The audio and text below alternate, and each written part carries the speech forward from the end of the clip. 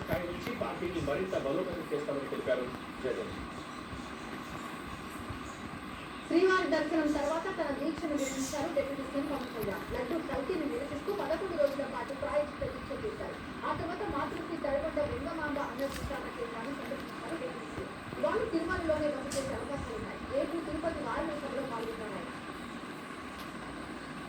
తిరుమల శ్రీవారి దర్శనానికి పవన్ కళ్యాణ్ చిన్న కుమార్తె పల్లిన అంజలికి డిక్లరేషన్ పత్రాలు ఇచ్చారు అధికారులు. టీటీడీ ఉద్యోగులు తీసుకొచ్చిన డిక్లరేషన్ పత్రాలకు సంతకాలు చేశారు అని ఆమె మైనర్ కావడంతో తండ్రిగా పవన్ కళ్యాణ్ డిక్లరేషన్ పై సంతకాలు చేశారు. తన కుమార్తె క్రిస్టియన్ అని ఇప్పటికే ప్రకటించారు పవన్. పవన్ కళ్యాణ్ కూతురు క్రిస్టియనా?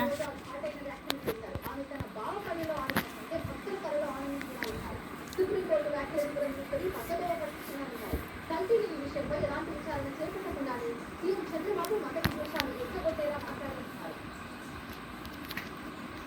సుప్రీంకోర్టు న్యాయమూర్తుల్ని కించపరిచేలా పురంధేశ్వరి మాట్లాడటం కరెక్ట్ కాదన్నారు YCP MP Vijayasai Reddy.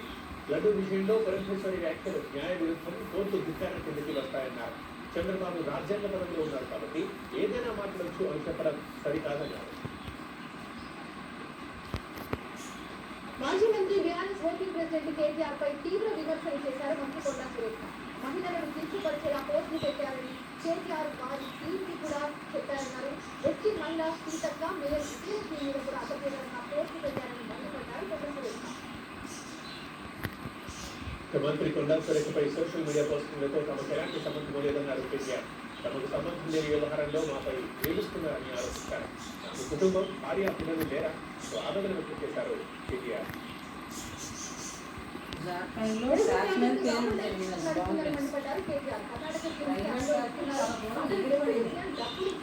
Railway track ఎగిరిపోవడమా?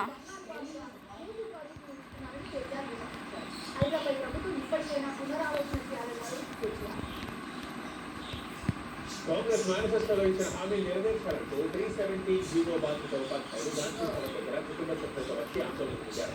ఈ జీవోతో స్థానికత కుటుంబానికి దూరంగా బతుకుతున్నామని వాపోయారు. అధికారంలోకి వచ్చిన 48 గంటల్లో ప్రతిపక్ష నేతగా హామీ ఇచ్చిన రేవంత్ ఇప్పటి వరకు చేయలేదని ఆందోళన చేశారు. కాగా ఈ సమస్యను పరిష్కరిస్తామని టీపీసీసీ చీఫ్ మహేష్ కుమార్ గౌడ్ వారికి హామీ ఇచ్చారు. విశాఖ స్టీల్ ప్లాంట్ పరిరక్షణ కోసం కార్మిక సంఘాలు అలుపెరుగని పోరాటం చేస్తున్నాయి. ఉత్తరాంధ్ర ప్రజా సంస్థ ఆధ్వర్యంలో రండి చదివి రండి పేరిట పాదయాత్ర నిర్వహించారు. గాంధీ జయంతి సందర్భంగా పెద్ద ఎత్తున ఆందోళన దిగారు. డామా గార్డెన్స్ అంబేద్కర్ విగ్రహం నుంచి గాంధీ విగ్రహం వరకు పాదయాత్రగా వెళ్ళారు. విశాఖ స్టీల్ ప్లాంట్ పరిరక్షణ కోసం తూర్పున్నపాలెంలో సత్యాగ్రహ దీక్షలు 1329వ రోజు చేరారు. జాతీయ జయంతి సందర్భంగా సత్యాగ్రహ దీక్షలు దిగారు ఉద్యోగులు, కార్మికులు. జాతీయ రహదారులను విధ్వంసిస్తూ కాంట్రాక్ట్ కార్మికులు వెనక్కి తీసుకోవాలంటూ డిమాండ్ చేశారు. ఆందోళన చేస్తున్న స్టీల్ ప్లాంట్ కార్మికులకు కాంగ్రెస్ ఏపీ అధ్యక్షురాలు షర్మిల సంఘీభావం తెలిపారు. ఇరిగేషన్ ప్రాజెక్ట్స్ పై మంత్రి నిమ్మల సమీక్ష నిర్వహించారు. హండ్రీనీవా కాలువల విస్తరణపై ప్రత్యేక కార్యాచరణపై చర్చించారు. మొదటి దశలో హండ్రీనీవా పథకం ద్వారా 3,350 క్యూసెక్ల పూర్తి సామర్థ్యాన్ని వినియోగించుకునేలా ప్రణాళికలు రూపొందించారు. త్వరలోనే ప్రధాన కాలువ విస్తరణ, లైంగిక ముఖ్యమంత్రిగా అధికారులతో సమీక్షించారు. భూపాలపల్లి జిల్లా మహదేవ్పూర్లో మంత్రి శ్రీధరబాబు పర్యటించారు. ప్రభుత్వ ఆసుపత్రికి ఎదుట ఏర్పాటు చేసిన ఇందిరా మహిళా శక్తి క్యాంటీన్ ప్రారంభించారు మంత్రి శ్రీధరబాబు. అక్కడే అల్పాహారం తిన్న శ్రీధరబాబు మహిళలకు ప్రభుత్వం చేయూతనందిస్తుందని చెప్పారు. పారిశుద్ధ కార్మికుల కాళ్లు కడిగి నెత్తిపై నీళ్లు చల్లుకున్నారు ఆదోని ఎమ్మెల్యే డాక్టర్ పాటిస్తారు. ఆదోని పురపాలక సంస్థ కార్యాలయంలో స్వచ్ఛతాకి సేవ ముఖ్యంగా కార్యక్రమంలో పాల్గొన్నారు. పాఠశాల గురించి చూపిస్తున్నారు. నూజివీడు ఎమ్మెల్యే పాఠశారథి.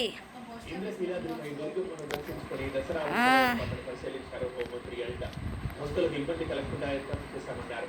సమయం ప్రకారమే ప్రోటోకాల్ దర్శనాలు జరుగుతాయన్నారు. అన్ని శాఖల సమన్వయంతోనే దసరా వేడుకలు జరుగుతాయని చెప్పారు. ఫ్రెండ్లీ పోలీసులు క్యూ లైన్ లో ఉన్న వారికి ఇబ్బంది లేకుండా చూస్తామని అన్నారు. బీఆర్ఎస్ నేత చల్లా ధర్మారెడ్డి రియల్టర్ పురుషోత్తం మార్చుకున్నా గుర్తుందమ్మా, పొద్దునే గుర్తుంది, మర్చిపోయాను. కాకపోతే తన ఇంట్లోకి అక్రమంగా చొరబడి సంతకాలు పెట్టారని బెదిరించారన్నారు. తనకు తెలియకుండా డాక్యుమెంట్స్ సృష్టించి సంతకాన్ని ఫోర్జరీ చేశారని ఫిర్యాదు చేశారు బాధితులు. ఏపీ గనుల శాఖ మాజీ ఎంపీ వెంకటరెడ్డి కస్టడీకి తీసుకున్న ఏసీబీ 3 రోజుల పాటు ఆయన విచారిస్తారు. గనుల లీజులో అక్రమాలకు పాల్పడ్డారని ఆయనపై ఆరోపణ ఈ కేసులో ఏ వర్గంలో ఉన్నారో వచ్చేది. మొత్తం 7గురిపై కేసు నమోదైంది. గనుల శాఖ ఎండీగా వ్యవహరించిన కాలంలో కోట్ల రూపాయలు చేతులు మారినపై ప్రశ్నల వర్షం కురిపిస్తోంది ఏసీబీ. దేశమంతా మహాత్మా గాంధీకి ఘనంగా నివాళి అర్పించింది. గాంధీ 155వ జయంతి సందర్భంగా రాజ్ఘాట్లో జరిగిన సర్వమత ప్రార్థన సమావేశం హాజరయ్యారు రాష్ట్రపతి ద్రౌపది ముర్ము. ప్రధానమంత్రి నరేంద్ర మోదీ మహాత్మా గాంధీకి నివాళులర్పించారు. ఆయన సమాధికి నమస్కరించి పుష్పాంజలి ఘటించారు. విపక్ష నాయకుడు రాహుల్ గాంధీకి మహాత్ముడికి నివాళులర్పించారు. ఎంత పిచ్చిదానో చూస్తారా బస్ కడిగేస్తుంది. వెయ్యేళ్ల తర్వాత భారతదేశం గురించి చేస్తున్నారని వ్యాఖ్యానించారు చూసానా? నరేంద్ర మోదీ. ఢిల్లీలోని విజ్ఞాన్ భవన్లో Amrit 2.0 national mission for clean Ganga Govardhan యోజనకి సంబంధించిన వివిధ ప్రాజెక్టులకు శంకుస్థాపన చేసి ప్రారంభోత్సవం చేశారు. స్వచ్ఛతా మిషన్ కి సంబంధించి 10,000 కోట్ల రూపాయలతో వివిధ రాష్ట్రాల్లో అనేక తాగునీరు, మురుగునీటి శుద్ధి కేంద్రాలు నిర్మిస్తున్నామని చెప్పారు.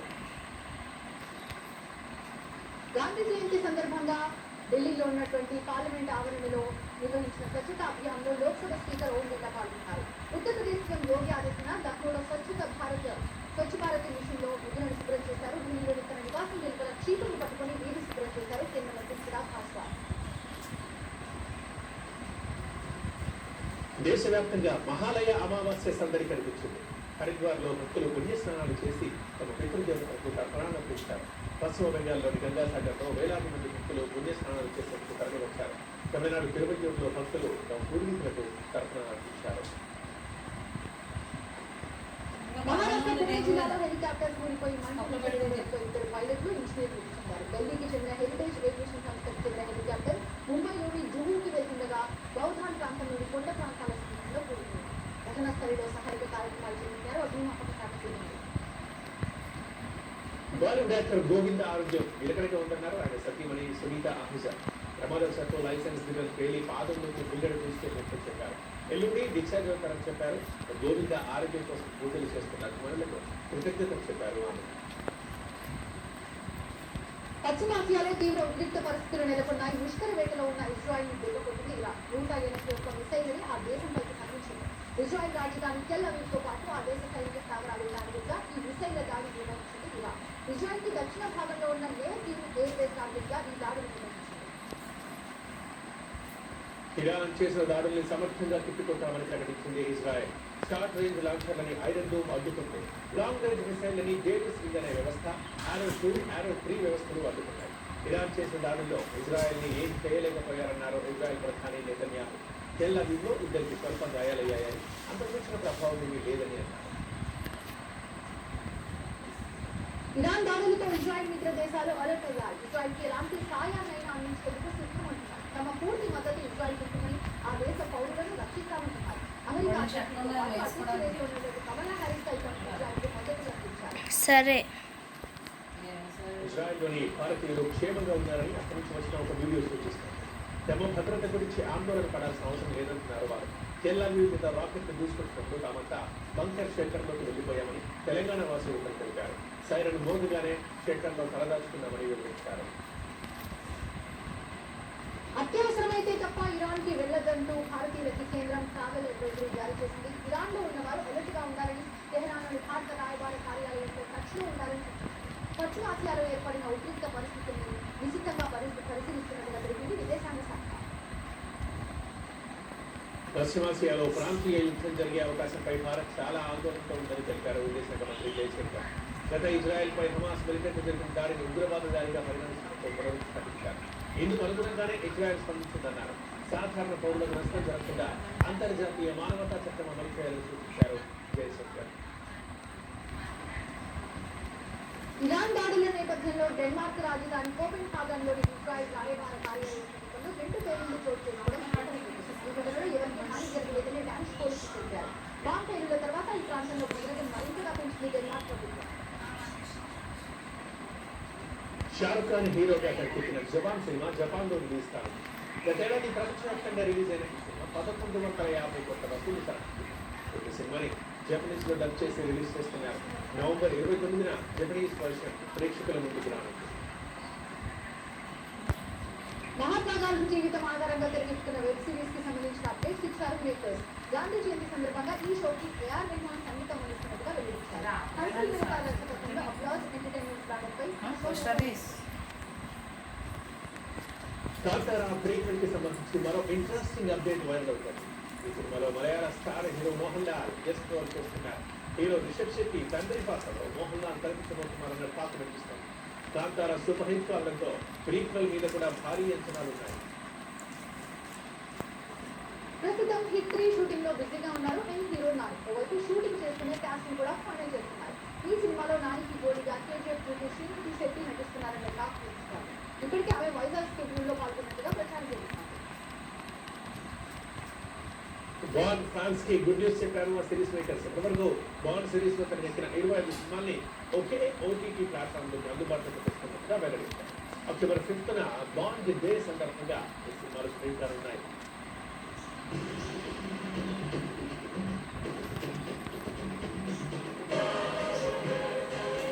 చూడండి ICC women's T20 world cup live star sports network ఇంకా డిస్నీ ప్లస్ హాట్‌స్టార్ లో. అతిపెద్ద షాపింగ్ ప్రపంచం సిఎంఆర్ షాపింగ్ మాల్ మన అనంతపురంలో ఎలాంటి తమాషాలు లేదా వార్డ్రోబ్లు అస్సలు కనిపించావు. ఇంకా చెప్పాలంటే అన్ని హోటళ్లలో మాదిరిగా ఏనుగులు హంసల్లాంటి భంగిమల్లో టవళ్లు కూడా ఇక్కడ అస్సలు కనిపించావు. ఆపుతాను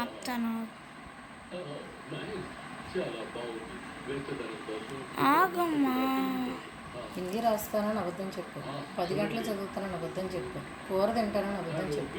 కూర తిన్నా. ఇంక ఇప్పుడు నేను వెళ్ళాక కూడా ఫోనే పట్టు కూర్చున్నాను. నేను ఆపుతాను వెళ్ళే లోపున. నేను నీకు అసలు ఫోన్ చేయను. ఇంకా వియనాన్ని చూడాలనుకున్నప్పుడు వెళ్ళటం రావటం షాపింగ్ ఎలా చూడాలి. బహుశా ఈ అసలు గుర్రపు ఏమో భంగిమలో అర్థం లేదు. తిరిగి చూస్తూ బాగుంటుంది.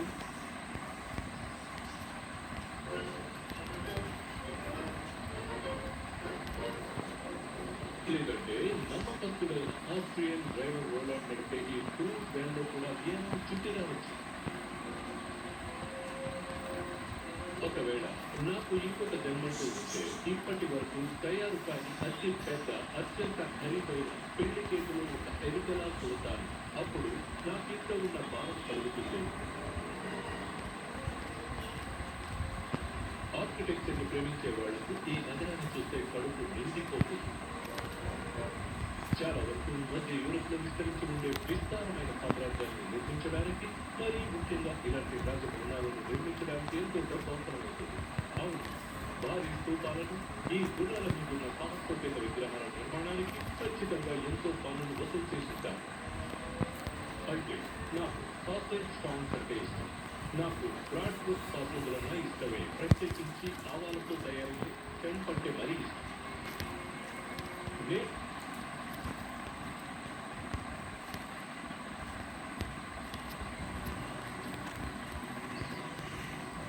move when she drinks.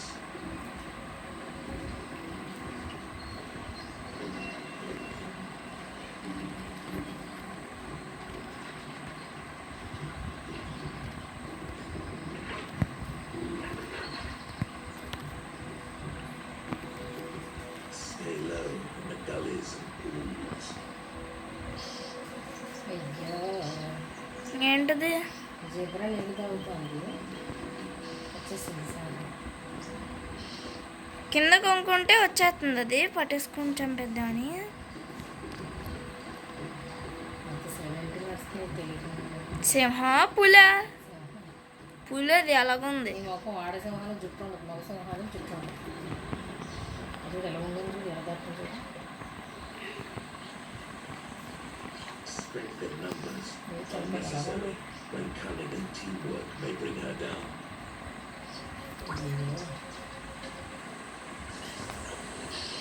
కాళ్ళు చూడ, అది ఆ చివర ఇది ఈ చివర పెట్టింది కాళ్ళు, 2 కాళ్ళు చూసావా? The baobab bride on the trail of the giraffe now trespasses in the glade. వీళ్ళు కూడా చూస్తున్నారు ఏం జరుగుతుందో. From their vantage point on the opposite bank, they see what the giraffe cannot.